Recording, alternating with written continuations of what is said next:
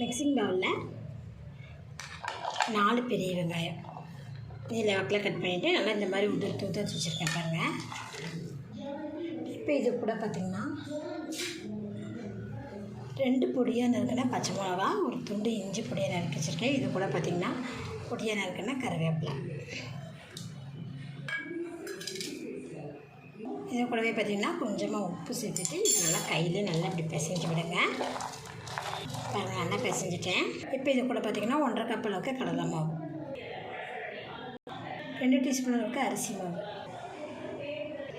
1/2 teaspoon ஜீரகத்தூள், இது கூட பார்த்திங்கன்னா 1 டீஸ்பூன் அளவுக்கு மிளகாத்தூள், கொஞ்சமாக உப்பு. ஏற்கனவே நம்ம வெங்காயத்தில் உப்பு போட்டிருக்கோம். இப்போ கொஞ்சமாக உப்பு சேர்த்துருக்கேன். இப்போ இது நல்லா கலந்து விட்டுருவோம். பாருங்கள், நல்லா மிக்ஸ் பண்ணிட்டு இப்போ இதில் நம்ம கொஞ்சமாக நம்ம தண்ணி ஆட் பண்ணிக்கலாம். தண்ணி லைட்டாக தெளித்து விட்டுக்கோங்க. போதும், தெளித்து வச்சுட்டு இப்போ நல்லா மிக்ஸ் பண்ணி விட்டுருங்க. இந்த அளவுக்கு நல்லா மிக்ஸ் பண்ணி வச்சுட்டு இது ஒரு 5 நிமிஷம் இதை மூடி போட்டு வச்சிடலாம்.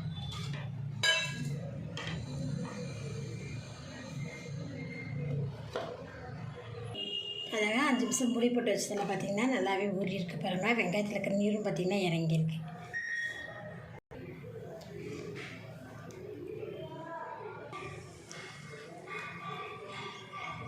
ரெடி பண்ணி வச்சுட்டு கொஞ்சமாக எடுத்து கையில் பார்த்திங்கன்னா இந்த மாதிரி நல்லா ப்ரெஸ் பண்ணி வச்சுருக்கேன். அதை அப்படியே எண்ணெயில் சேர்த்துக்கோங்க.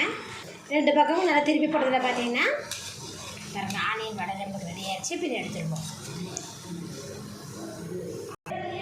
பாருங்கள், நல்லா டேஸ்டான ஆனியன் வடை ரெடி ஆகிடுச்சு. பாருங்கள் ஃப்ரெண்ட்ஸ், எப்படி இருக்குன்னு நீங்களும் ட்ரை பண்ணி பாருங்கள். இந்த வீடியோ பிடிச்சி லைக் பண்ணுங்கள். மறக்காமல் சப்ஸ்கிரைப் பண்ணிக்கோங்க.